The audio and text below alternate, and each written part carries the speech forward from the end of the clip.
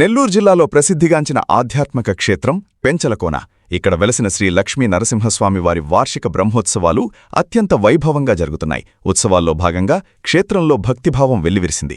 ముందుగా స్వామివారికి, అమ్మవార్లకు అర్చక బృందం శాస్త్రోక్తంగా నవకలశ స్నాపన తిరుమంజనం నిర్వహించారు. సుగంధ ద్రవ్యాలు, పాలు, పెరుగు, తేనెతో స్వామివారికి జరిగిన ఈ అభిషేక సేవను చూసి భక్తులు పులకించిపోయారు. వేద మంత్రోచ్చారణల మధ్య జరిగిన ఈ క్రతువుతో పెంచలకోన గిరులు ప్రతిధ్వనించాయి. అనంతరం ఉత్సవాల్లో అత్యంత కీలకమైన చక్రస్నాన కార్యక్రమం కోనేరులో ఘనంగా జరిగింది. సుదర్శన చక్ర తాళ్వార్కు పవిత్ర జలాలతో స్నానమాచరించారు. ఈ అద్భుత ఘట్టాన్ని వీక్షించేందుకు భక్తులు భారీగా తరలివచ్చారు. గోవింద నామస్మరణతో కోనేరు పరిసరాలు మారుమోగిపోయాయి.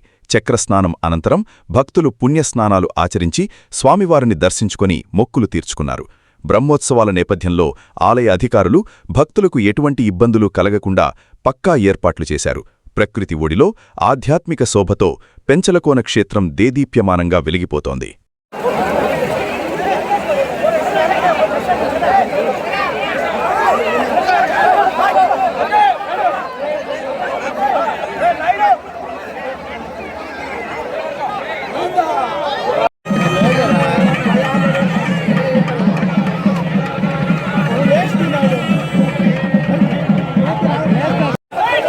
అంత స్పీడ్